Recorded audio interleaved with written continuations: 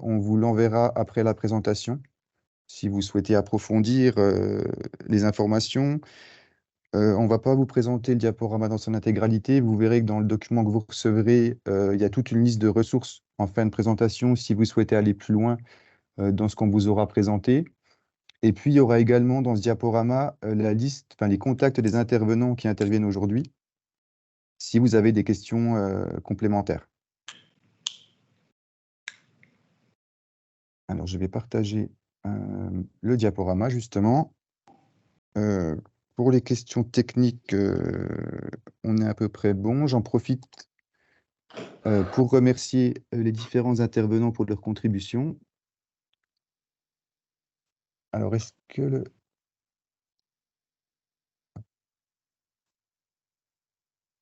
vous voyez le diaporama? Oui. C'est bon, Nicolas. D'accord, merci. C'est bon.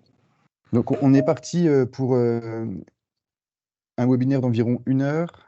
Mais déjà, je vais laisser la parole à Christiane Detal du Conseil régional pour qu'elle vous présente en fait le cadre dans lequel s'inscrit ce webinaire dédié à l'agriculture.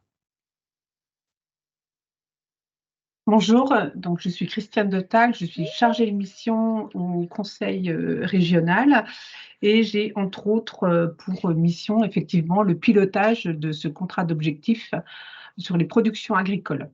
Alors, plus précisément, ce webinaire auquel vous assistez, il s'inscrit dans une fiche action de ce contrat d'objectifs, notamment sur l'observation des emplois et des métiers et des formations. Cette fiche action, elle est pilotée par Amphore. C'est une fiche action du 5e contrat d'objectifs des productions agricoles qui va s'étendre entre 2023 et 2026, qu'on appelle donc le COPA. Ce 5e contrat d'objectifs, COPA, il va être soumis au vote des élus de la région en commission permanente du 29 septembre, donc dans quelques jours.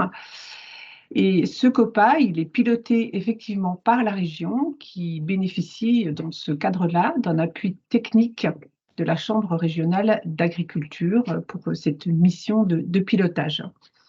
Alors, le champ des activités économiques couvert, c'est celui des productions agricoles, avec un périmètre qui rassemble les productions animales, végétales, forestières, les secteurs de l'agroéquipement, les travaux paysagers, jardins, espaces verts, mais aussi les centres équestres. Le présent contrat d'objectifs couvre l'ensemble des voies de formation professionnelle prévues par notamment le contrat de plan régional de développement des formations et de l'orientation professionnelle qu'on appelle le CPRDFOP de Bourgogne-Franche-Comté. Il concerne la formation professionnelle initiale sous statut scolaire, mais aussi par apprentissage. Il concerne la formation professionnelle alternée sous contrat de professionnalisation et la formation professionnelle continue des actifs et des demandeurs d'emploi. Alors, il a plusieurs objectifs, ce COPA.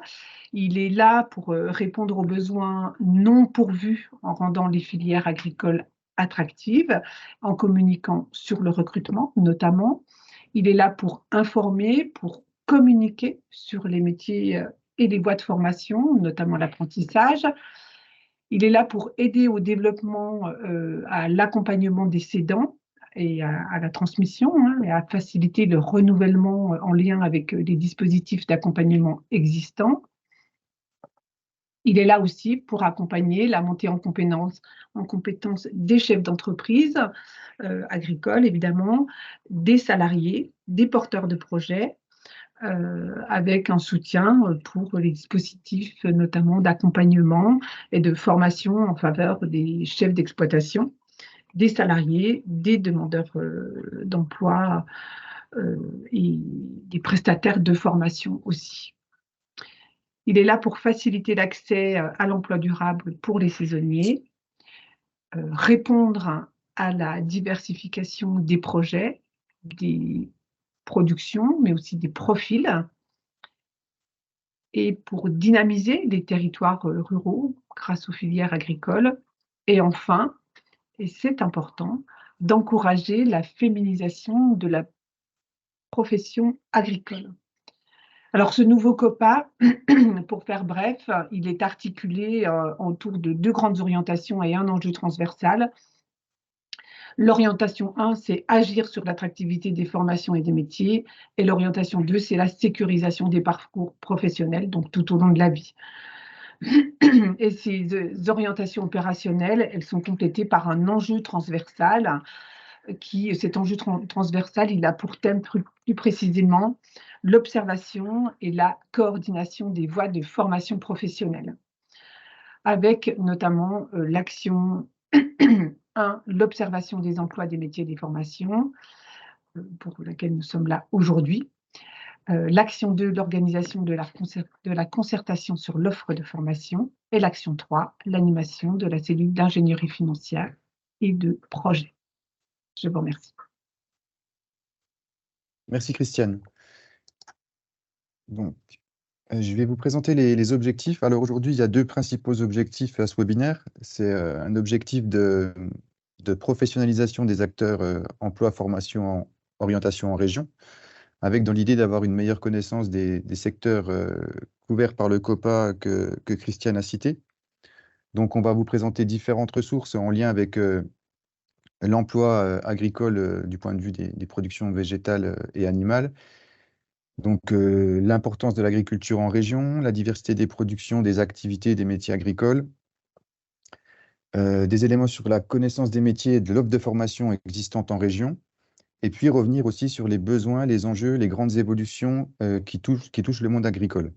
Donc, on va vous présenter différentes ressources sur l'emploi, les besoins de recrutement et l'offre de formation principalement. Et puis, il y a un deuxième objectif, mais qui est finalement plus interne à notre groupe de travail, qui est de mutualiser l'information et de valoriser les productions des partenaires du groupe de travail. Alors, pour répondre à ces objectifs, on met en place un cycle de webinaires. Donc aujourd'hui, c'est le premier webinaire. C'est une sorte de webinaire chapeau où on vous présente la démarche et on va faire un focus sur les productions animales et végétales. Et d'autres webinaires suivront. Donc, pour finalement couvrir les secteurs couverts par le COPA. Donc, il y en a un qui sera dédié aux agroéquipements, un à la production forestière, un aux travaux paysagers, espaces verts, et puis on terminera par des webinaires. On n'a pas encore déterminé le nombre de webinaires, mais il y aura plusieurs webinaires qui porteront sur des thématiques transversales qui touchent l'ensemble des secteurs couverts par le COPA. Donc, on communiquera prochainement sur les dates des prochains webinaires. Mais aujourd'hui, ce qui nous intéresse sont les productions animales et végétales. Donc, je vais déjà vous présenter des éléments de contexte qui finalement sont à prendre en compte pour l'ensemble des informations qu'on va vous présenter. C'est que globalement, l'agriculture, on est sur une dépendance à des facteurs macroéconomiques qui dépassent la région et même le niveau national avec par exemple, les politiques européennes. Donc, on en a listé quelques-uns qui impactent le monde agricole, donc la volatilité des cours des matières premières agricoles, l'évolution de la politique européenne en matière d'agriculture, et puis aussi l'effet de la crise énergétique, la baisse du pouvoir d'achat des ménages qui vont impacter sur la consommation et sur la consommation issue de la production agricole. Et puis d'autres éléments aussi à prendre en compte, c'est l'exposition aux crises sanitaires ou encore la forte exposition aux aléas et aux changements climatiques.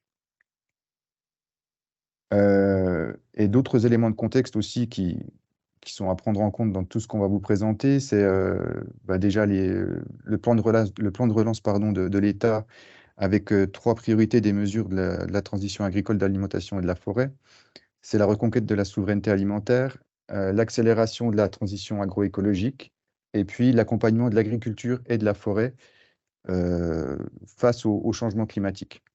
Et puis d'autres éléments également à prendre en compte, comme le pacte et la loi d'orientation agricole, avec l'importance du renouvellement des générations, toujours en lien avec le contexte de reconquête alimentaire. Cette thématique de renouvellement des générations, on y reviendra au cours de la présentation. D'autres éléments aussi à prendre en compte et qui impactent le monde agricole, c'est les évolutions sociétales, donc les évolutions des attentes des consommateurs, la progression de la consommation locale, le développement des circuits courts, de l'agriculture biologique et aussi la prise en compte du bien-être animal. Et puis, d'autres éléments de contexte, donc le contexte de transition écologique avec les forts enjeux environnementaux qui touchent l'agriculture, et puis également la transition numérique. Donc, l'impact du numérique sur les métiers agricoles et aussi l'importance prise par le niveau technologique dans les métiers agricoles. Alors là, on est typiquement sur des thématiques transversales qui pourraient faire l'objet des webinaires de conclusion de notre cycle. Alors, je vais déjà vous présenter des données sur l'emploi pour mettre en avant l'importance de l'agriculture en région. Donc, la Bourgogne-Franche-Comté est une région agricole, hein, c'est la troisième région la plus agricole de France métropolitaine en termes d'emploi. Donc, l'agriculture a un point important dans l'économie régionale, donc en termes d'emploi, mais aussi en termes de richesse générée. La richesse générée par les productions agricoles participe grandement à la richesse régionale globalement. Alors, sur la carte à droite, en fait, c'est la part d'emploi agricole dans l'emploi total qui est représentée à l'échelle des EPCI de la région. Donc déjà, l'agriculture est présente couvre tout le territoire régional et on s'aperçoit ce poids est particulièrement important dans certains territoires ruraux. Donc on le voit ici dans la Nièvre, dans l'Yonne ou encore en Haute-Saône et ici au sud de la Côte d'Or. Je ne vais pas vous présenter tout dans le détail, vous aurez le diaporama si vous souhaitez aller plus loin.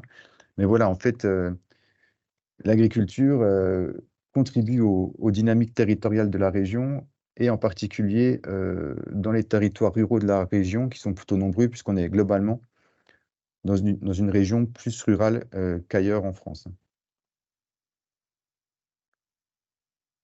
Et sur l'emploi, là, je vais laisser la parole à Camille Grelier de la FRSEA pour poursuivre. Oui, bonjour.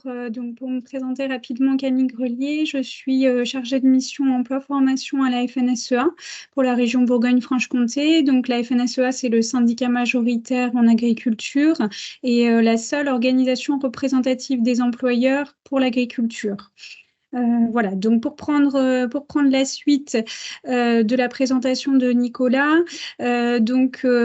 effectivement, ce qu'on peut dire au niveau de la région, c'est que l'agriculture, donc là on est sur le recensement INSEE 2020, hein, donc c'est agriculture, sylviculture et pêche au niveau du champ.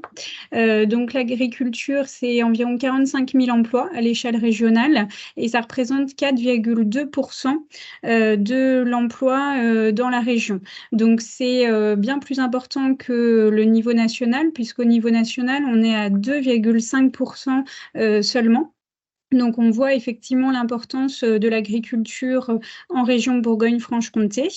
Et de là, en découle le fait que l'agriculture est le premier employeur dans 30% des communes de notre région. Donc, il y a un véritable enjeu pour les territoires de conserver cet emploi agricole, qu'il soit salarié ou non salarié, sur notre région. Donc là, on vous a remis quelques chiffres. C'est 67% des communes de la région qui comptent au moins un emploi en agriculture et près d'une sur deux, on est à 44% qui comptent au moins 10 emplois en agriculture. Voilà, donc ça vous donne une idée de l'importance de l'agriculture pour la région, sachant que ces chiffres sont relativement stables sur une dizaine d'années. Il y a une légère baisse de 0,1%, mais sinon, c'est quelque chose de stable. Donc, ça signifie qu'on arrive pour l'instant à préserver l'emploi agricole dans nos territoires. Merci Camille. Pour poursuivre sur l'emploi, une évolution qui est assez notable pour les productions animales et végétales et l'agriculture, c'est qu'on est sur une évolution des formes d'emploi. Alors, il y a deux tendances bien distinctes. Il y a d'un côté la baisse du nombre de chefs d'exploitation, mais en parallèle, on a une hausse du salarié agricole permanent. Donc, on est vraiment sur une évolution des formes d'emploi. Donc, les chefs d'exploitation restent les plus nombreux hein, en termes d'emploi. On le voit ici sur le camembert à droite. Il représente 62% des équivalents temps plein de l'agriculture. On est sur une tendance à la baisse avec une diminution de 9% en 10 ans. Par contre, pour le salariat, on est sur une tendance à la hausse avec une hausse de 18% en 10 ans, ce qui fait qu'en 2020, le salariat agricole permanent représente près d'un quart des effectifs agricoles. Donc on est vraiment sur une tendance forte avec la montée en puissance du salariat. Et pour illustrer l'importance prise par le salariat, je vais laisser la parole à Noémie Périgaud de la NFA pour introduire une petite vidéo qui présente des salariés viticoles.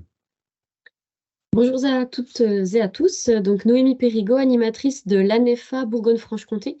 L'ANEFA, c'est une association qui a pour objectif de promouvoir les métiers, les formations et les emplois en agriculture, viticulture, forêt et paysage. Et donc, pour introduire l'emploi salarié en agriculture, nous allons vous montrer donc, une petite vidéo pour donc 2 salariés en viticulture réalisée par l'ANEFA. Je vais la lancer. Mon rêve, pour mon avenir, c'est un métier. c'est un métier où je travaille proche de chez moi.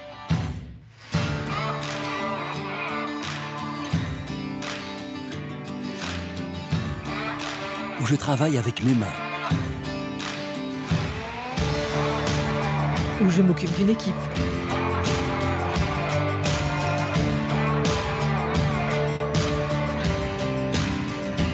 Où je suis dehors, dans la nature.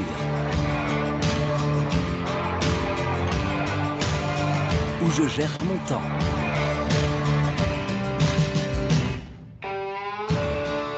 Où mon équipe est conviviale. Je l'ai trouvé, C'est un métier au naturel. salarié viticole. Et si c'était mon avenir? Les agriculteurs recrutent. Rendez-vous sur www.l'agriculture-recrute.org.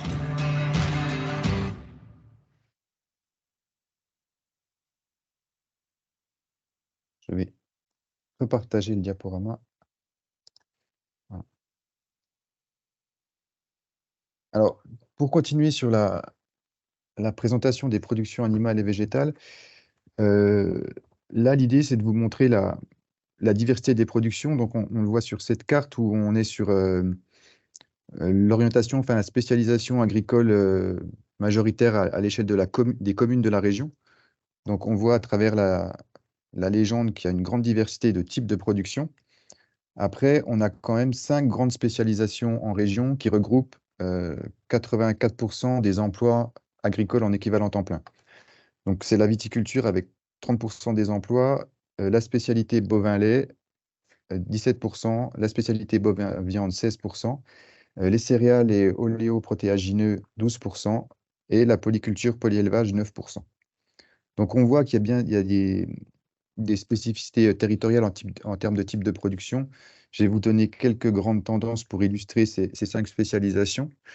On voit l'importance de la spécialisation bovin-lait dans le Haut-Doubs et le Jura en lien avec la zone AOC Comté notamment. La spécialisation bovin-viande, elle va être davantage présente dans la Nièvre et à l'ouest de la Saône-et-Loire et une partie de la Côte d'Or en lien avec le bœuf de Charolles. Et puis toute la partie grande culture, céréales et oléoprotéagineux, plutôt en Côte d'Or, dans l'Yonne et à l'ouest de la Nièvre. Et on a la spécialité vignoble qu'on retrouve autour d'Auxerre, en Côte d'Or, en Saône-et-Loire et autour d'Arbois. Donc voilà, une grande diversité de production avec des spécialisations au niveau des différents territoires qui composent la région. Donc l'agriculture, les productions animales et végétales, elles sont diversifiées, mais elles sont aussi valorisées en région. Donc on a 36% des exploitations qui produisent sous signe de qualité. Donc ce qui fait au total près de 170 AOP, AOC ou IGP. Un autre signe de qualité qui a une tendance assez forte ces dernières années, c'est la production en agriculture biologique. Donc, on a une forte progression du nombre d'exploitations en agriculture biologique en 10 ans. Donc, on est sur la période 2010-2020 entre les deux recensements agricoles, hein. C'est une progression de plus de 139%, ce qui fait qu'en 2020, 12% des exploitations agricoles sont en bio en région. Et ça représente 9% de la surface agricole de la région en 2020. Alors, on a représenté cette proportion de surface agricole en bio à l'échelle des EPCI de la région sur cette carte.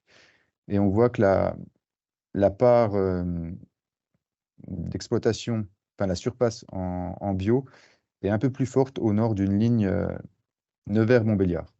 Et on peut également ajouter le sud du Jura. Alors, d'autres tendances là qui vont concerner plutôt les exploitations. Alors, il y a deux grosses tendances. Il y a déjà la poursuite de l'agrandissement de la surface des exploitations. Donc, globalement, on a à peu près un peu moins de 24 000 exploitations agricoles en région en 2020. On est sur une baisse de 21% en 10 ans. Mais en parallèle, la surface des exploitations progresse. Donc, on est sur un agrandissement moyen de la surface agricole utile de plus de 27% sur la même période. Donc, moins d'exploitations, mais des exploitations plus grandes. Et puis, l'autre élément important, c'est qu'on est sur une hausse des formes sociétaires, donc les GAEC, les EARL. On est sur, en 2020, la moitié des exploitations de la région qui fonctionnent sous statut sociétaire. Et on est sur une tendance à la hausse avec plus 15 points sur la même période entre 2010 et 2020. Donc, l'image de l'exploitant agricole seul sur son exploitation est pour partie dépassée, hein, puisque la moitié des exploitations sont sous une forme sociétaire, donc avec des co-exploitants, des associés, et on le verra aussi, et on l'a vu aussi précédemment, des salariés. Alors, on parlait en introduction dans le contexte de l'importance de la thématique du renouvellement des générations. Il y a un fort enjeu par rapport à ça, un fort enjeu de transmission et de reprise des exploitations, notamment au regard de la proportion de seniors. Donc là, on est sur les 55 ans et plus. Donc parmi les chefs d'exploitation de la région, on en a 38% qui ont au moins 55 ans, d'où le fort enjeu de transmission, de reprise d'activité. Donc, on a représenté sur cette carte la proportion de seniors toujours à l'échelle des EPCI. Donc, on s'aperçoit déjà que globalement, il y a des différences au niveau régional, hein. On a une population d'exploitants plus vieillissante plutôt à l'ouest de la région, où là, on a certains EPCI où on dépasse 45% de seniors parmi les chefs d'exploitation. Après, on a des territoires un peu plus jeunes, notamment ici dans le Haut-Doubs et dans le Jura. Et là, c'est lié au dynamisme de la filière comté, de la OC comté. Et donc, globalement, il y a un besoin de renouvellement de la population d'exploitants agricoles, mais globalement, enfin, plus largement, la population active agricole. Donc, en intégrant, on a vu la montée en charge des formes sociétaires, donc le renouvellement des associés et aussi des salariés. Et pour la partie transmission, je passe le relais à Lucille Permier pour les jeunes agriculteurs. Bonjour à tous. Donc, je suis Lucille Piermet, je suis animatrice installation aux jeunes agriculteurs et je suis aussi chargée de la coordination au niveau régional des points accueil installation, qui est l'organisme qui accompagne les porteurs de projets dans la création et la reprise d'exploitation agricole. Alors,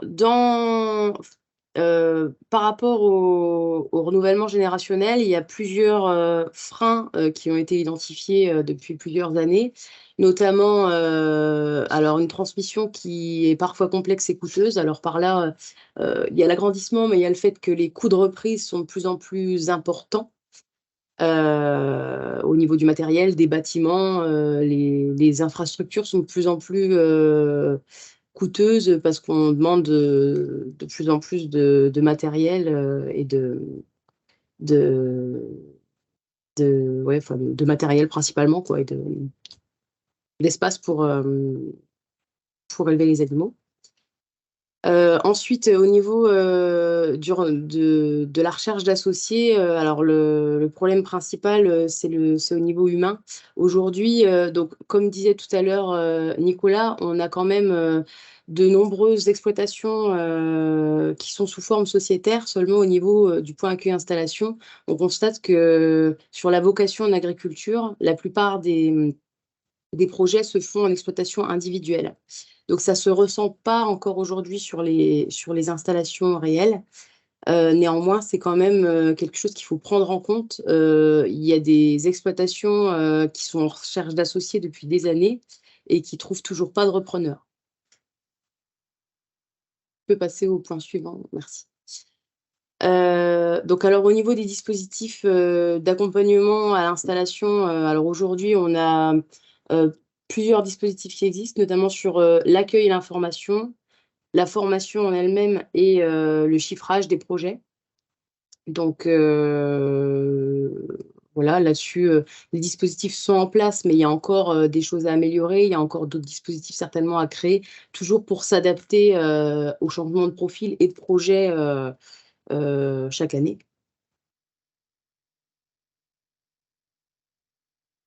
Au niveau de la diversité des projets, donc aujourd'hui, on a de plus en plus de projets qu'on peut dire hors grande filière ou hors filière traditionnelle, en tout cas pour notre territoire.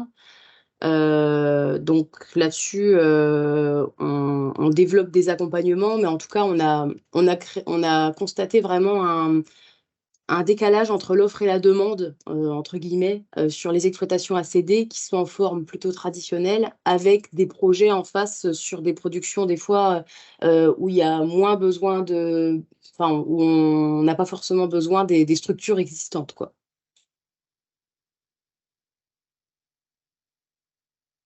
Et ensuite, donc, il y a une progression des installations hors cadre familial. Donc, actuellement, on a à peu près 50% des porteurs de projets qui viennent au point accueil installation qui sont hors cadre familial. Donc, ça veut dire que leurs parents ne sont pas exploitants de l'exploitation sur laquelle ils souhaitent s'installer.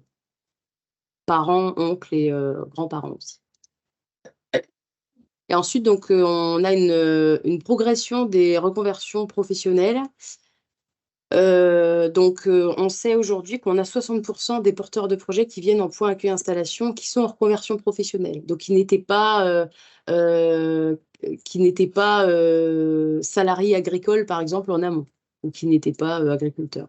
C'est vraiment des personnes qui viennent, qui démarrent une activité professionnelle agricole, ou qui souhaitent démarrer.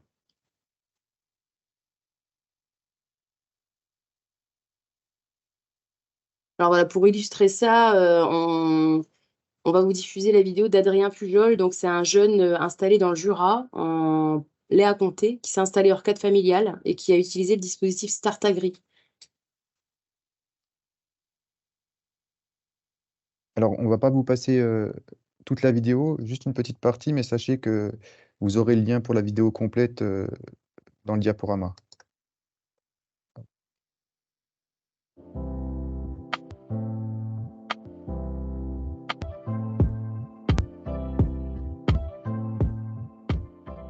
Donc je me suis installé en individuel.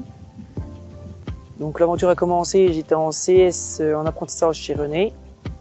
Et en parlant, je lui ai dit que je voulais reprendre une ferme et en individuel serait le mieux. Et c'est là qu'il m'a répondu que la sienne était à vendre. Donc j'ai réfléchi pendant 10 jours pour savoir si c'était faisable, possible. Et après je me suis dit que le train passait qu'une fois, donc j'ai dit je me lance et puis c'est là que tout a commencé.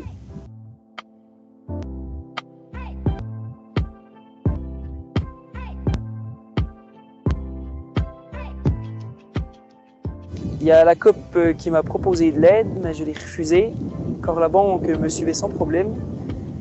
Et elle m'a avancé la DGA, donc j'ai pu avoir de la trésorerie dans mon premier jour d'installation. Les démarches ont duré 1 an. C'est allé assez rapidement grâce à ma conseillère d'installation qui a été très efficace, que je remercie. Et aujourd'hui, je sais que je suis toujours accompagné et que je peux appeler sans problème.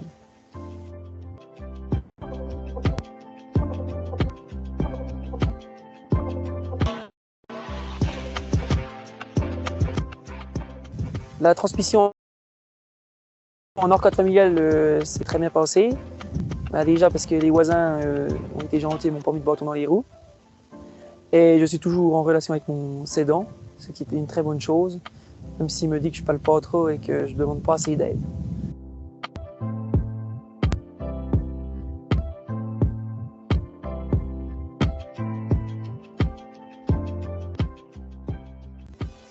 J'ai fait un bac professionnel CGA au lycée de Levier, dans le Doubs.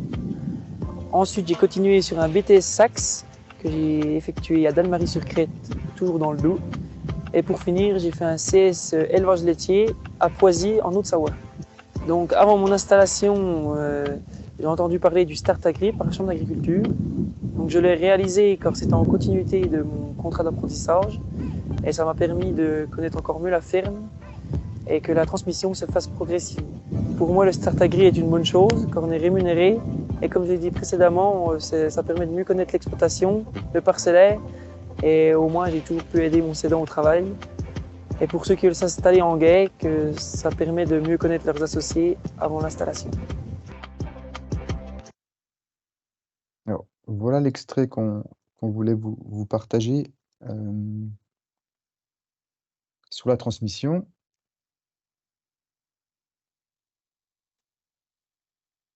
Une autre thématique qu'on souhaitait aborder, c'était les recrutements et les besoins de recrutement en agriculture. Donc, il existe des besoins de recrutement et qui sont plutôt orientés à la hausse. Donc là, je vais vous présenter 3 indicateurs qui objectivent en fait cette progression des besoins de recrutement. Donc déjà, à travers les offres d'emploi enregistrées par Pôle emploi, donc on est sur une progression de 36% en un an, ce qui fait à peu près un volume de 5000 offres d'emploi sur des métiers agricoles entre 2022 et 2023. Cette hausse des besoins de recrutement, elle se vérifie aussi à travers l'enquête besoin de main-d'œuvre de Pôle emploi. Pour l'année 2023, il y avait près de 15 500 projets de recrutement en Bourgogne-Franche-Comté sur des métiers agricoles. Alors, la hausse, elle se vérifie pour l'ensemble des actifs, hein, les éleveurs, les maraîchers, les viticulteurs. Ce qui est intéressant de noter aussi, c'est que pour ces besoins de recrutement, plus de la moitié d'entre eux sont jugés difficiles par les employeurs, donc avec des difficultés de recrutement. On reviendra sur ces difficultés dans les diapos suivantes. Et puis, un autre indicateur un peu plus prospectif, là, c'est une étude France Stratégie d'ARES, donc c'est les métiers à l'horizon 2030, et qui indique que ces besoins de recrutement vont perdurer puisque le groupe de métiers agriculteurs, éleveurs, sylviculteurs et bûcherons fait partie des 10 groupes de métiers où il y aurait le plus fort besoin de recrutement à l'horizon 2030 en Bourgogne-Franche-Comté. Et ça, c'est aussi à mettre en lien avec le besoin de renouvellement de génération dans l'agriculture. Et je laisse la parole à Camille Grelier pour le reste de la partie recrutement. Oui, merci Nicolas. Sur le recrutement, un élément important à savoir que vous voyez là, c'est qu'effectivement, en agriculture, le recrutement se fait beaucoup par bouche à oreille. Là, vous voyez à 71%, ainsi que par relations professionnelles, donc, qui sont citées par 37% des employeurs interrogés. Donc, on voit que ce soit le bouche à oreille ou les relations professionnelles, ça passe par des réseaux informels, alors que les réseaux formels, eux, arrivent ensuite. Et c'est vrai que ça, c'est une difficulté pour notre secteur. En tant qu'organisation professionnelle, on y travaille, on incite les employeurs à déposer leurs offres pour donner de la visibilité sur les besoins réels qui existent dans notre secteur agricole.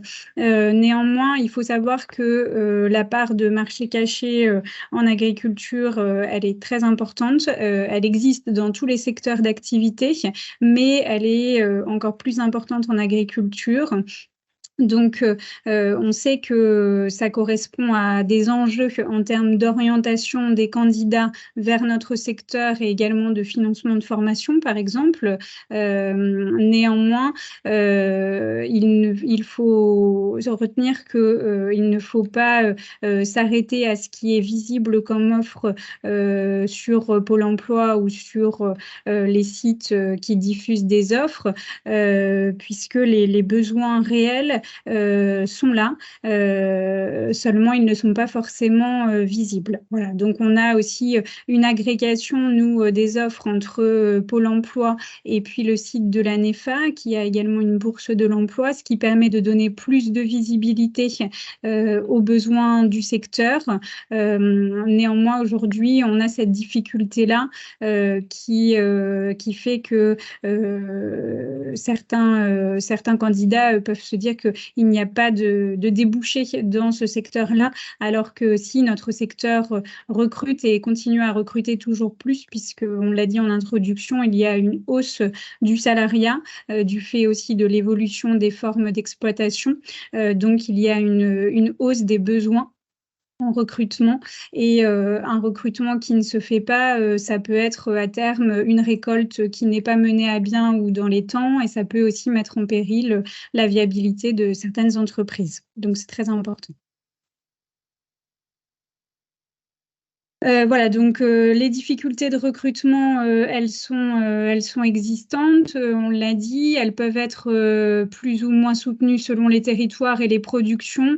Néanmoins, on voit qu'à l'heure actuelle, en agriculture, on est vraiment dans un contexte de tension très importante sur le marché de l'emploi, sur l'ensemble des secteurs de l'agriculture et sur l'ensemble des niveaux de qualification aussi, hein, puisque sur des niveaux élevés, on va rechercher des compétences spécifiques, mais également des postes d'ouvriers. On a beaucoup de besoins aussi.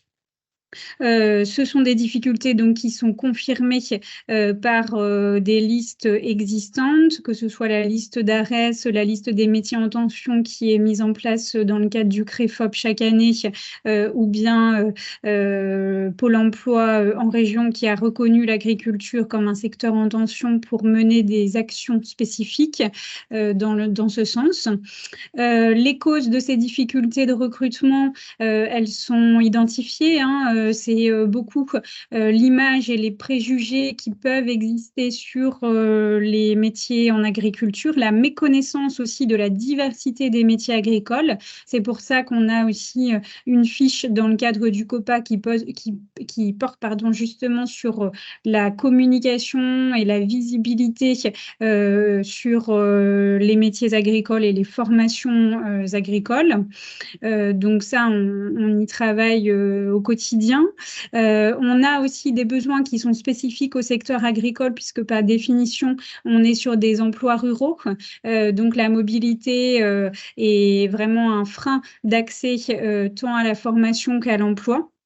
L'hébergement également, on a des initiatives qui sont menées en territoire, par exemple la dernière en date à Mobivity en Côte d'Or pour les vendanges, mais ça reste une difficulté réelle qui se couple avec donc le contexte de baisse du chômage importante qui existe au national, mais d'autant plus en région Bourgogne-Franche-Comté. On a de moins en moins de demandeurs d'emploi et donc c'est de plus en plus difficile de ramener des personnes vers notre secteur puisqu'il y a une forte concurrence aussi des autres secteurs. Voilà. Merci. Et on a une vidéo qui justement illustre ces préjugés en agriculture qui ont été évoqués par Camille Grelier et je vais laisser Lucille Piermet la présenter. Oui, donc là, c'est une vidéo qui a été faite par le réseau GIA qui présente Guillaume Fèvre qui s'est installé il y a quelques années sur l'exploitation de son père, donc sous forme sociétaire. Merci. Un agriculteur. Alors. Il est isolé, il est seul. Il travaille 24 heures sur 24. Il a les pieds dans la glaise. Il ressemble à José Bové. Il a tout appris de son père. Ils ont peu de temps libre, mais ils peuvent aller au foot.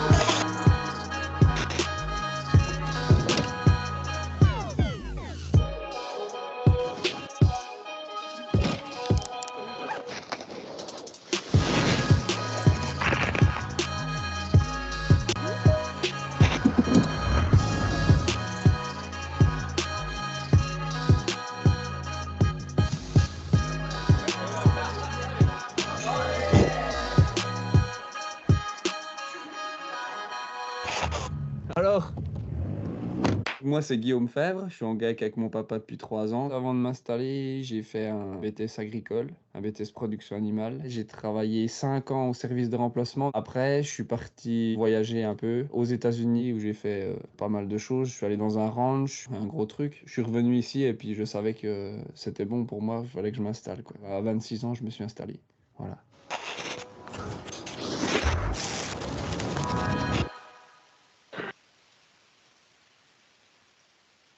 Si vous êtes propriétaire d'une maison, donnez-moi 30. Excusez-moi, il y a des pubs. Alors, on va poursuivre sur la partie recrutement et je laisse la parole à Noémie Périgot, de la NFA. Merci Nicolas. Voici quelques données extraites d'une enquête réalisée en 2022 auprès de 550 exploitants de Bourgogne-Franche-Comté. Donc là, on vous a mis les chiffres les plus importants. Donc on voit que 30% des employeurs ont mis en place une communication grand public, mais pour ces 30%, on retrouve 23% d'entre eux. L'objectif, c'était vraiment d'attirer les candidats, de rendre attractifs les métiers via différentes manières, donc les réseaux sociaux, les sites internet, la presse, etc. On retrouve également 24% des employeurs qui ont engagé une stratégie RH. Donc, on voit que ça commence à augmenter dans les chiffres par rapport au niveau du recrutement et des salariés. Une donnée également, 65% des employeurs ne mettent pas en place de processus particulier d'intégration des salariés. Donc là, on voit que c'est une information qui est à améliorer puisque voilà, il y a des problèmes de recrutement en Bourgogne-Franche-Comté. Donc, il faut travailler sur la fidélisation des salariés et l'intégration de ceux-ci sur les exploitations. Si on peut passer, voilà, merci. Dernière petite information, on retrouve 53% des employeurs de Bourgogne-Franche-Comté qui mettent en place des moyens pour fidéliser leurs salariés. Donc là, on voit le détail précisément en vert, c'est pour la Bourgogne-Franche-Comté. En comparaison, en orange, c'est pour la France. Donc les 3 premiers moyens de fidélisation, c'est vraiment l'amélioration des conditions de travail pour 67%. La mise en place de primes pour 62% et l'amélioration de la communication en interne pour 47%.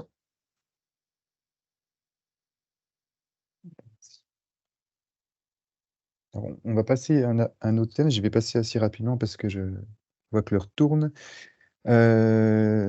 Christiane de Tal nous l'a présenté en introduction, l'importance de la mixité des emplois. Du coup, dans l'agriculture, on reste sur des métiers qui sont peu féminisés, même si on a une légère progression. Je vais y revenir.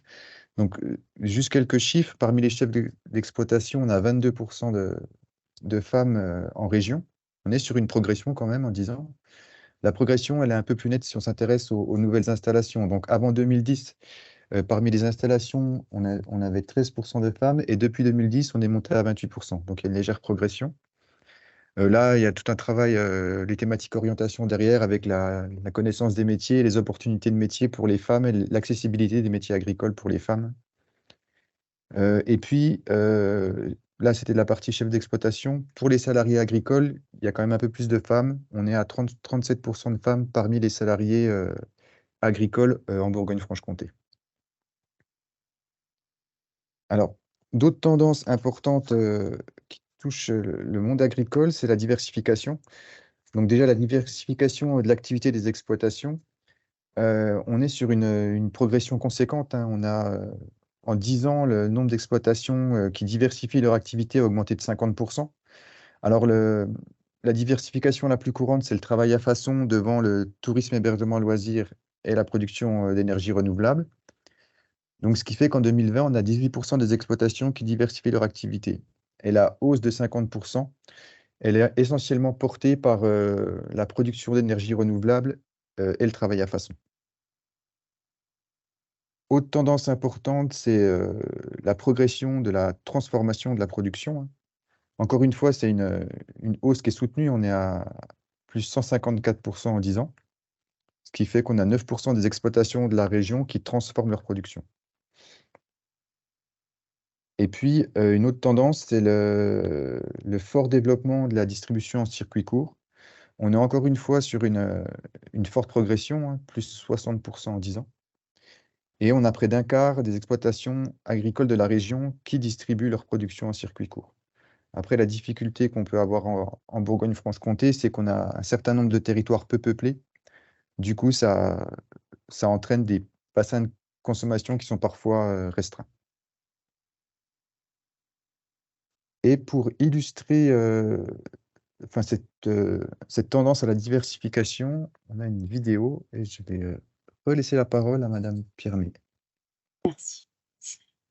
Donc là, c'est une vidéo qui illustre la diversification. C'est chez Jordan Mulmater, donc, qui présente l'exploitation sur laquelle il est installé avec ses 2 parents, ses 3 frères.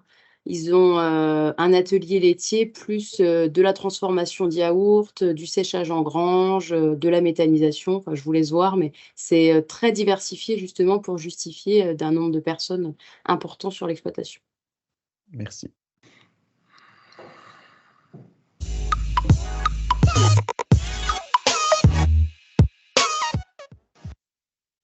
Bonjour à tous, je m'appelle Jordan Mulmater, j'ai 24 ans, je suis installé sur le GAEC familial avec mes 3 frères et mes parents à Molan, petit village de Haute-Saône en Bourgogne-Franche-Comté. Donc on exploite 245 hectares, il y a environ 45 hectares en céréales pour l'autoconsommation de nos animaux, pour les céréales et la paille. Le reste c'est tout en herbe, nous produisons environ 1 million de litres de lait, 830 000 litres sont transformés en émétal grand cru. Environ 150 000 litres sont transformés sur l'exploitation et vendus en direct dans différents points de collecte en Haute-Saône et dans les environs. Nous avons depuis 2 ans une unité de méthanisation où nous produisons l'électricité, environ 236 kWh, et nous récupérons la chaleur pour chauffer nos locaux et gagner en température dans notre séchage en grange. Mon engagement JA a commencé il y a environ 5-6 ans au niveau cantonal. Aujourd'hui, je suis administrateur au département et dans ma région. Alors, je suis devenu agriculteur par vocation. Mes frères et mes parents étant agriculteurs, j'ai baigné dans le milieu depuis tout petit et je ne voyais que par ça reprendre l'exploitation familiale. Le GAEC a été créé en 1984. J'ai grandi en voyant mes parents et mes frères travailler ensemble, faire le choix de se diversifier. C'est eux qui m'ont appris ce métier. Pour moi, être en GAEC, c'est une force afin d'affronter les problèmes et les épreuves du quotidien. Je ne regrette pas du tout ce choix. Après mon bac CGA et BTS Axe, j'ai décidé de m'installer. La Chambre et l'AFPASA m'ont guidé dans mon projet afin d'obtenir la DGA. Ce que je dirais à un jeune qui a un projet en agriculture, c'est de se former, de découvrir d'autres systèmes, de s'ouvrir l'esprit avant de s'installer.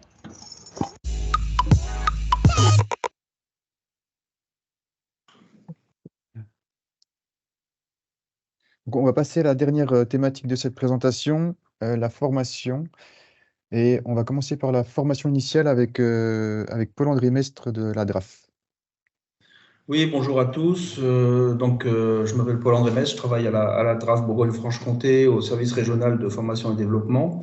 Alors, l'enseignement agricole pour lequel la direction régionale de l'agriculture, de l'alimentation et de la forêt et autorité académique propose des formations pour l'ensemble des champs de la production, comme on vient de le voir, mais aussi de la forêt, des aménagements paysagers, de l'agroalimentaire, du commerce et des services à la personne, ce qui représente en gros 200 métiers.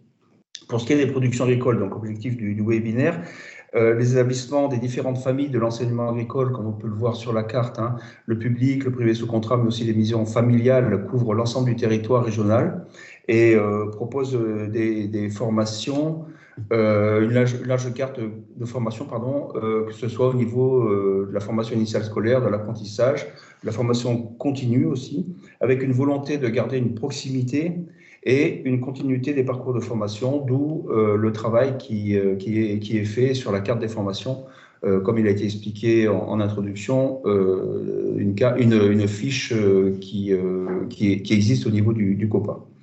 Alors, l'enseignement agricole est un outil en permanente évolution pour que les enseignements qui sont dispensés tiennent compte à la fois des innovations techniques, comme le numérique, l'informatique est embarquée dans les matériels agricoles, les évolutions sociétales comme la sécurité alimentaire, et bien sûr la nécessité de préserver l'environnement au travers, donc chose qui est faite au travers des différents programmes enseignés à produire autrement du ministère de l'Agriculture. Les différentes politiques publiques orientent bien sûr au travers des différentes rénovations les contenus des diplômes pour prendre en compte les enjeux de l'agroécologie, de la transition et de l'adaptation climatique, la souveraineté alimentaire et le renouvellement des générations, mais aussi le bien-être animal. Alors, les formations qui sont dispensées dans l'enseignement agricole vont du niveau CAP au doctorat, en passant par les bacs pro, on en a parlé, on a vu dans les parcours d'installation, hein, les bacs pro, les brevets professionnels, les BTS, les certificats de spécialisation qui permettent d'apporter une touche supplémentaire en termes de qualification des personnes qui les suivent, les licences professionnelles, et puis après tout le SUP avec les écoles d'ingénieurs, les écoles de vétérinaires et les doctorats. Bon, elles sont conduites bien sûr pour s'adapter aux exigences des parcours de formation, avec une spécificité pour les diplômes de l'apprentissage et surtout de la formation professionnelle, qui, au travers des unités de contrôle capitalisables, permet de construire des parcours de formation sur plusieurs années. Donc on peut étaler sa formation sur 3, 4, 5 ans, ou alors valider uniquement des blocs de compétences qui sont nécessaires à l'exercice d'un métier. Alors, les parcours de formation intègrent des périodes de formation en situation de travail, peuvent aussi valider des diplômes au travers de la validation des acquis de l'expérience. Il y a bien sûr une intégration de l'alternance avec une volonté de permettre de construire des parcours de formation les plus agiles possibles. Alors, pour ce qui est des effectifs, rapidement, hein, dans le secteur de la production, l'enseignement agricole comptait à la rentrée scolaire 2021 plus de 5500 élèves et apprentis. Les apprentis représentent à peu près 40% de l'effectif. Ils sont en forte augmentation. Et au niveau des spécialités, c'est surtout les apprenants qui sont dans les spécialités de l'agronomie qui sont les plus représentés. 60% des apprenants sont en bac pro et 30% en BTS.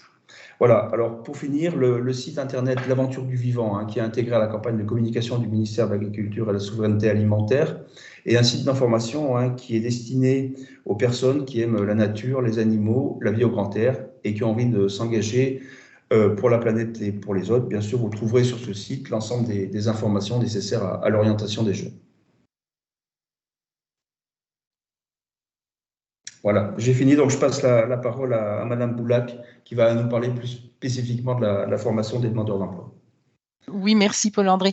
Alors, Laurence Boulac, je suis chargée de mission effectivement à la direction de la formation des demandeurs d'emploi au Conseil régional de Bourgogne-Franche-Comté et je suis en particulier toutes les formations financées par le Conseil régional dans le cadre de son programme régional. Et donc, apparaît une petite carte où vous pouvez voir effectivement qu'au niveau de la formation continue à destination des demandeurs d'emploi, on a également une offre de formation qui est présente sur l'ensemble du territoire régional.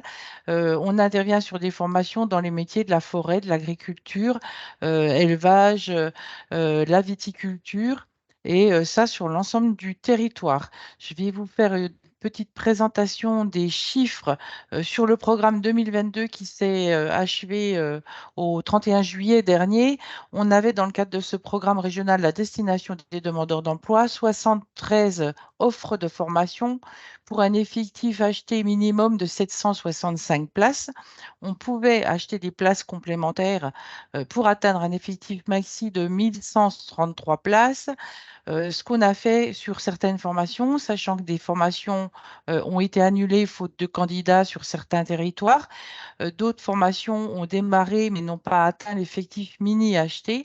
Et certaines formations ont fait le plein puisque les organismes de formation ont sollicité des places complémentaires pour compléter les groupes. Donc, on a acheté 47 places de formation supplémentaires.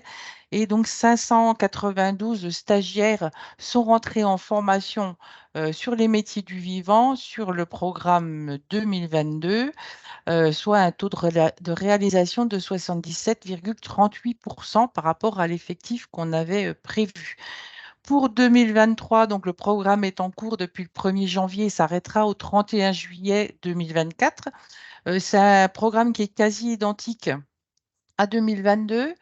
Il y a 3 formations complémentaires qui ont été ajoutées dans le cadre d'une commande supplémentaire. On avait un effectif mini de 773 places. On peut monter à 1145 places. Peu de formations ont démarré sur le premier semestre 2023. Donc, pour l'instant, on n'a acheté que 12 places supplémentaires pour aller au-delà des effectifs mini sur certaines formations. Et pour l'instant, il y a 184 stagiaires en formation, sachant que la grande majorité des formations sur les métiers de l'agriculture sont un peu sur un rythme scolaire. Donc, la plupart démarrent sur septembre, octobre, voire novembre. Donc, là, elles sont en plein démarrage avec des actions qui remplissent bien sur certains secteurs et des actions qui sont plutôt en difficulté de recrutement actuellement avec des demandes de report de démarrage en espérant pouvoir trouver les candidats et compléter les groupes. Pour 2024, il y a une spécificité, c'est que le programme régional était accompagné sur les dernières années par le pacte régional d'investissement dans les compétences qu'on avait mis en place en région et qui s'arrêtera malheureusement au 31 décembre de cette année. Donc, on a un budget fortement en baisse pour la formation des demandeurs d'emploi. Sur les formations qualifiantes, puisqu'on passe de 109 millions, d'un peu plus de 109 millions en 2024, alors qu'on avait plus de 181 millions sur le BP, le budget prévisionnel précédent. Donc, on a une réduction de budget de 40%. Donc, forcément, une commande de notre programme de formation qualifiante qui a été en baisse.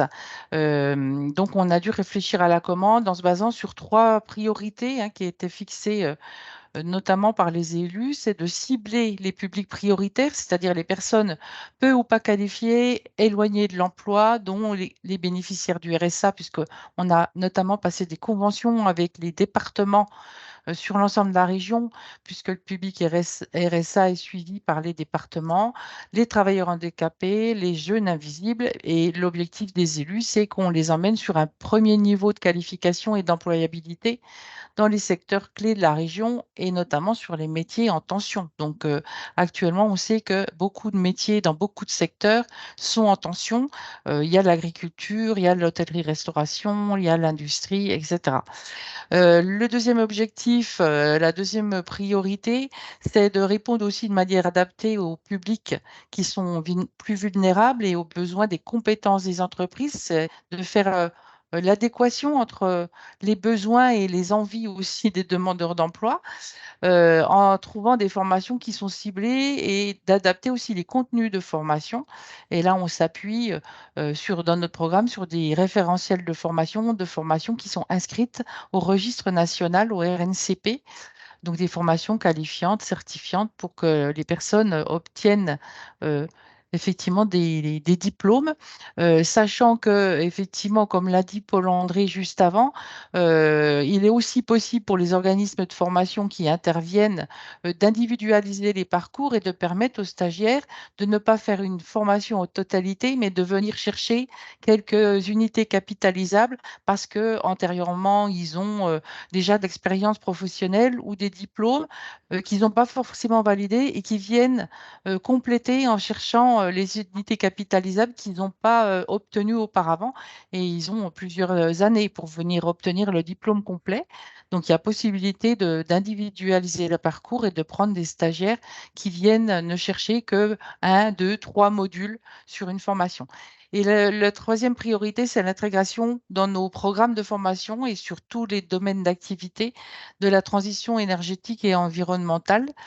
Dans l'élaboration de la commande qu'on a fait, le marché a été publié au printemps et là, les organismes sont actuellement en train de recevoir les courriers de rejet dans un premier temps, des formations qui n'ont pas été retenues, et dans les semaines à venir, des formations qui auront été retenues. Donc, je ne vais pas pouvoir vous donner un détail précis des formations qui auront été achetées sur le programme 2024, puisque les organismes de formation n'ont pas encore officiellement, la connaissance des formations qui ont été retenues. L'objectif, c'est de mettre en place ces modules de transition de manière transversale sur tous les contenus de formation. Donc, on a mis en place, par exemple, un module hydrogène, de la sensibilisation au développement durable. Enfin, voilà, des choses qui sont quand même dans l'air du temps au niveau de notre programme régional.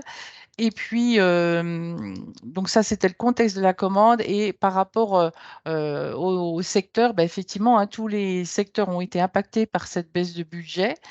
On a essayé de conserver des formations un peu emblématiques, notamment celles issues du plan de relance du numérique, et de prioriser le public. Donc, on a privilégié aussi sur cette nouvelle commande pour 2024 les niveaux 3 et 4, donc infra, bac et bac. Dans le domaine des métiers du vivant, on a essayé de effectivement privilégier le premier niveau d'employabilité. Donc, on a plutôt réduit les formations de niveau BTS. L'objectif, c'est de trouver plutôt des postes pour des diplômes permettant l'accès à des métiers d'ouvriers, alors agricoles, viticoles, espaces verts, etc., dans les zones agricoles et viticoles de la région, de réduire l'offre effectivement de niveau 4, mais on a souhaité quand même sur les formations BPRA, notamment visant l'installation ou la reprise d'exploitation en tout cas, de garder quand même une action BPREA par département. On a aussi harmonisé les effectifs parce qu'on s'est aperçu que sur les programmes précédents, on avait des BPREA avec des effectifs de 12 à 14 et puis des BPREA avec des effectifs mini de 20 ou 25 et ça pouvait monter jusqu'à 30. Donc, on a effectivement aussi réduit les effectifs pour les harmoniser. Et puis, on a voulu aussi garder 2 offres plutôt spécialisées, emblématiques sur la vigne et le vin. Donc, on a un BPREA viticulture, spécifique viticulture qui a été conservé. Et je crois qu'on en a gardé un, Caprime, me semble. Voilà, donc c'était un peu compliqué en raison de la baisse du budget de trouver une commande pour essayer de garder un socle de formation sur l'ensemble du territoire. Donc, la commande, je peux vous parler que de la commande et non pas du résultat du marché. On avait 9 lots ouverts en Côte d'Or, 6 lots dans le Doubs, 6 lots dans le Jura, 3 lots dans la Nièvre, 2 lots en Haute-Saône, 8 lots en Saône-et-Loire, 5 lots dans l'Yonne et 2 lots sur le Nord-Franche-Comté, donc l'aire urbaine Belfort-Montbéliard. Potentiellement, ça représente 41 formations.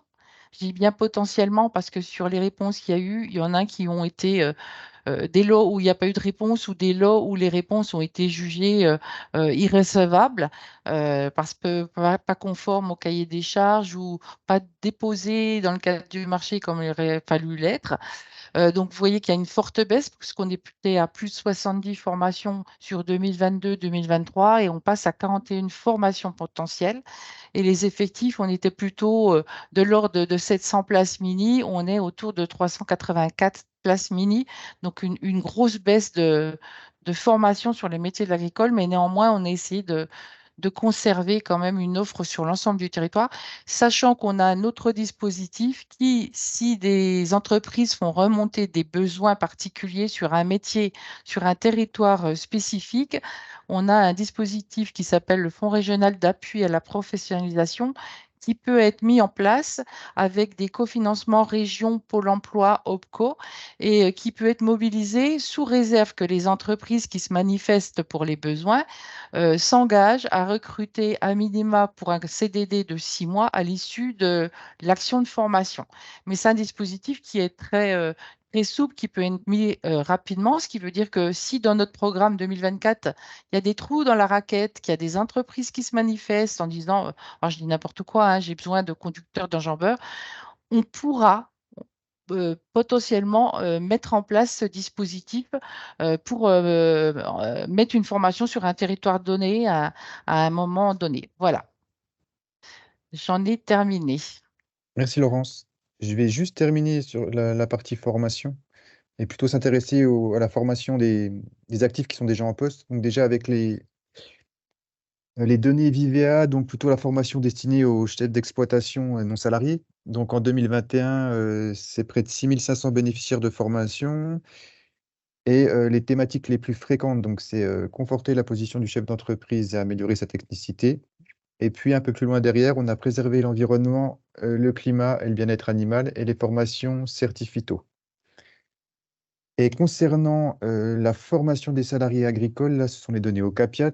On a près de 4200 stagiaires qui ont bénéficié de formation, financées par Ocapiat toujours en 2021, avec 3 principales thématiques, donc les techniques d'élevage et de culture, la maintenance d'agroéquipements et les formations réglementaires. On arrive au terme de la présentation. On a une petite synthèse et c'est Noémie Périgaud de la NFA qui prend la suite. Donc très rapidement parce que le temps file, par rapport à tout ce qui est recrutement, donc on a vu 5 points importants à retenir. Donc c'est favoriser la fidélisation des salariés, mais aussi capter et orienter les saisonniers vers des emplois agricoles pérennes. Aussi tout ce qui est attractivité des métiers, donc redonner une meilleure image de l'agriculture, tout ce qui est accessibilité des métiers et les évolutions possibles. On a aussi tout ce qui est besoin en recrutement, vraiment diffuser l'information et montrer tous les recrutements potentiels. Tout ce qui est pour suivre la mutualisation de l'emploi et des compétences et du matériel, donc groupement d'employeurs, les CUMA, et tout ce qui est formation, donc alternance, apprentissage, contrat de pro, etc. Merci. Aurélie, on a beaucoup de questions dans 3 le chat. questions. Vous souhaitez qu'on y réponde maintenant ou vous préférez qu'on vous fasse un retour par écrit vu l'heure qu'il est?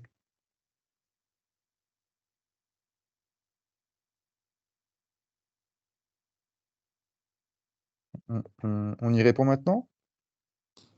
Allez, Ouais.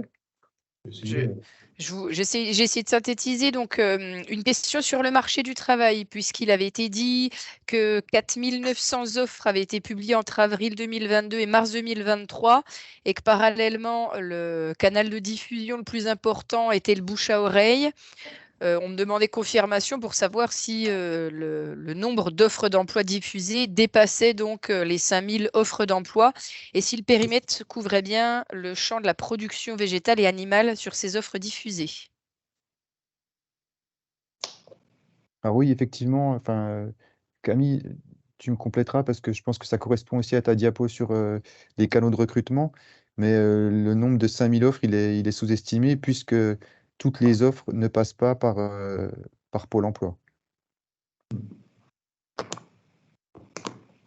Autre question sur les formations. Il a été dit précédemment, Nicolas, que les formations à destination des salariés, il y avait fréquemment la thématique préserver l'environnement, le climat et le bien-être animal. Est-ce que, au-delà de ces formations à destination des salariés, que ce soit en formation initiale ou en formation continue, par exemple dans le cadre du PRF, est-ce qu'il y a des formations ou des modules de formation sur la neutralité carbone qui sont proposés dans les cursus? Alors, je peux peut-être essayer de répondre. Donc, Paul-André Messrin à la BRAF. Alors, effectivement, hein, la problématique de la neutralité carbone rentre pleinement dans ce qu'on appelle tous les programmes enseignés à produire autrement, et notamment l'évolution des enseignements vers l'agroécologie, où la problématique du zéro carbone c'est indiqué très fortement aujourd'hui dans les politiques publiques, notamment par rapport à la transition énergétique. Donc ces problématiques-là, oui, sont prises en compte. Après, dans les enseignements, il faut suivre tout ce qui est en lien avec la rénovation des diplômes. Et les choses sont en cours. Les diplômes de l'enseignement agricole sont rénovés tous les 5 ans. Donc, tous les 5 ans, il y a une prise en compte des nouvelles problématiques et ça sera en cours pour notamment les bacs pro et les brevets professionnels en lien avec l'installation, donc le CGEA et le bac pro responsable d'exploitation agricole, qui vont être renouvelés cette année. Voilà.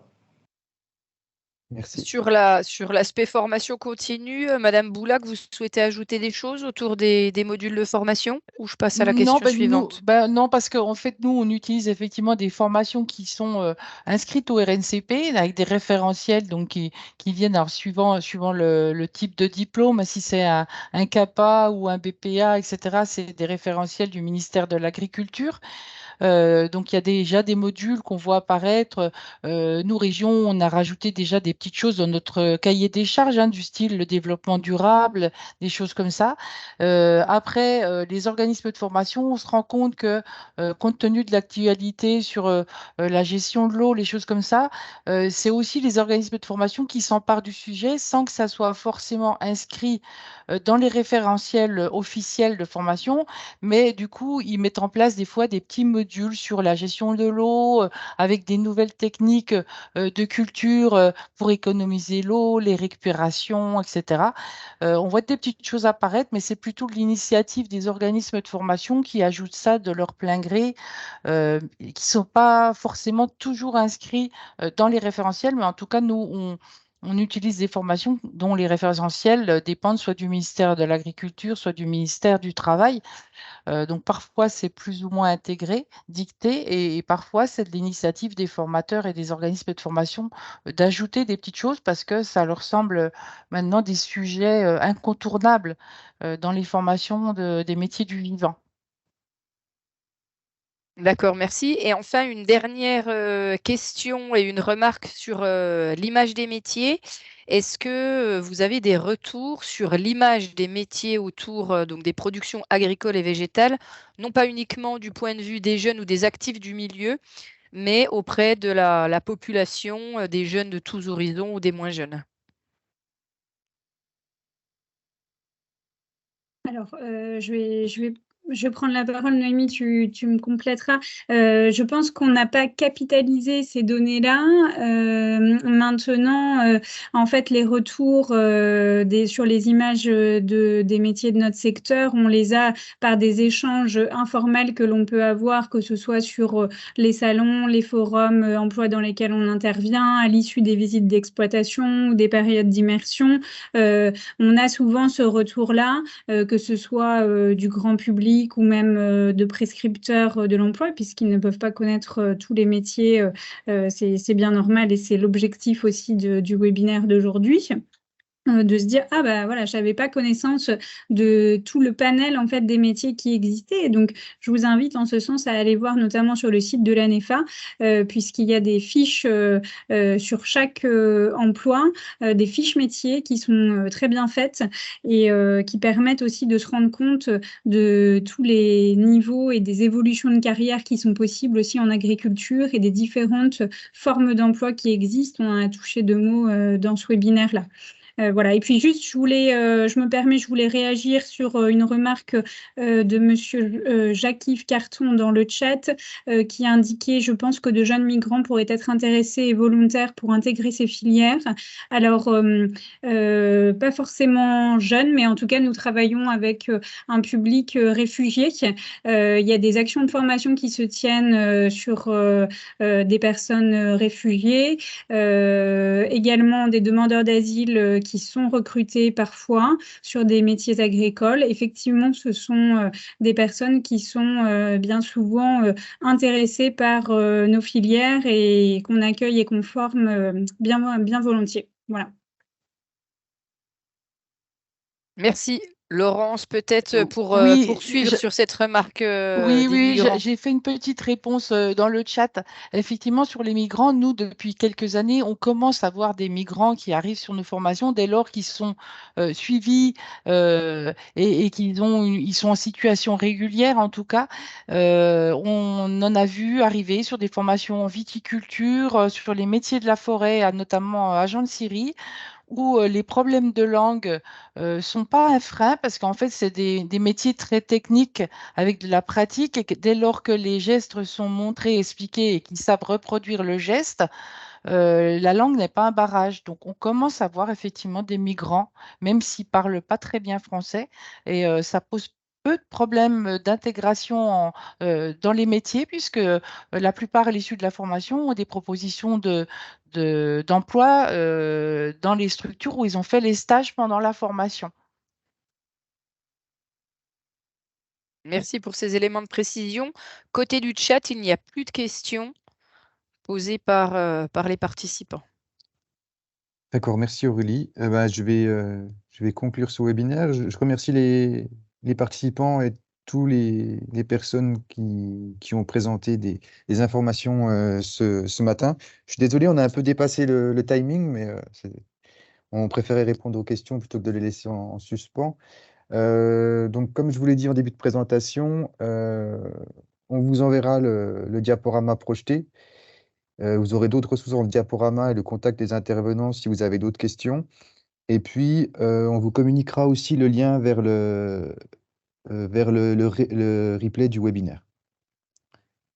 Merci beaucoup et bonne journée.